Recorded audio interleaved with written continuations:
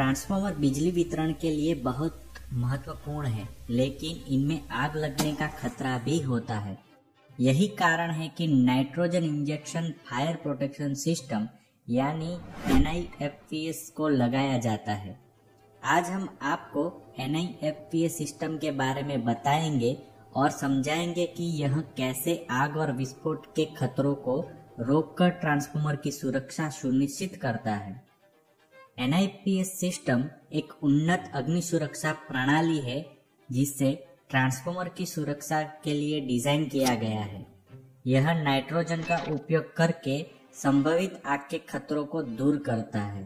NIFPS system कई महत्वपूर्ण घटकों से बना होता है जो मिलकर खराबी का पता लगाने और आग के खतरों को बुझाने का कार्य करते हैं। इन घटकों में gas unit, oil release unit, nitrogen gas cylinder, gas flow control, TCIV यानी ट्रांसफार्मर कंजर्वेटर आइसोलेशन वाल्व और मॉनिटर यूनिट शामिल है।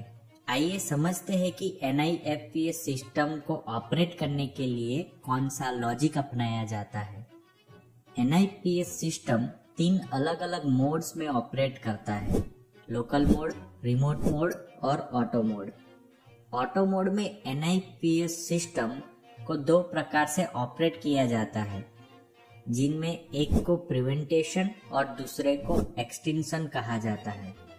प्रिवेंटेशन में आग लगने से पहले NIFPS सिस्टम सक्रिय होता है, जिसमें डिफरेंशियल रिले के साथ बुकोज रिले, PRV और रैपिड प्रेशर राइज रिले में से किसी एक रिले के सिग्नल पर सिस्टम ऑपरेट होता है। एक्सटिंक्शन में जब ट्रांसफार्मर में आग लग जाती है तब NIFPS सिस्टम सक्रिय होता है, जिसमें फायर डिटेक्टर के साथ बुकोज रिले, PRV और रैपिड प्रेशर राइज रिले में से किसी एक रिले के सिग्नल पर सिस्टम ऑपरेट होता है। आइए एनिमेशन के माध्यम से समझते हैं कि NIFPS सिस्टम कैसे कार्य करता है। जब भी ट्रांसफार्मर में आंतरिक फॉल्ट उत्पन्न होता है तो ट्रांसफार्मर के इनपुट और आउटपुट करंट में अंतर होता है, जिससे डिफरेंशियल रिले सिग्नल जनरेट करता है। इसके साथ ही आंतरिक फॉल्ट के कारण गैस उत्पन्न होती है, जो बुकोज रिले द्वारा सिग्नल भेजती है।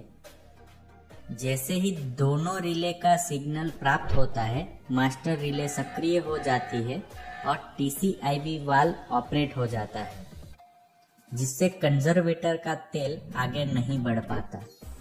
इसके बाद ऑयल रिलीज यूनिट में मोटर का प्लंजर पीछे की ओर चला जाएगा और बैलेंस वेट नीचे गिर जाएगा, जिससे डीप्रेशराइजेशन वाल्व खुल जाएगा और ट्रांसफार्मर से तेल 10% बाहर निकल जाएगा। जैसे ही 10% तेल बाहर निकल जाएगा, इसके बाद गैस यूनिट को सिग्नल मिलेगा और मोटर का प्लंजर ऑपरेट होते ही बैलेंस वेट नीचे गिर जाएगा और वाल्व सक्रिय हो जाएगा, जिससे नाइट्रोजन गैस रिलीज हो जाएगी।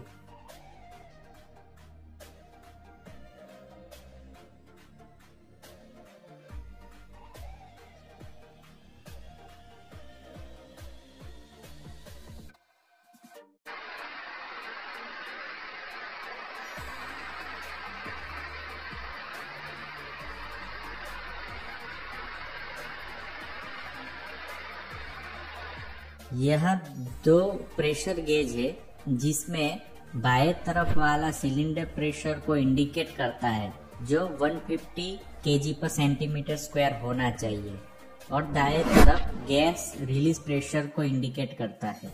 गैस फ्लो कंट्रोल से गैस इंजेक्शन प्रेशर को नियंत्रित किया जाता है।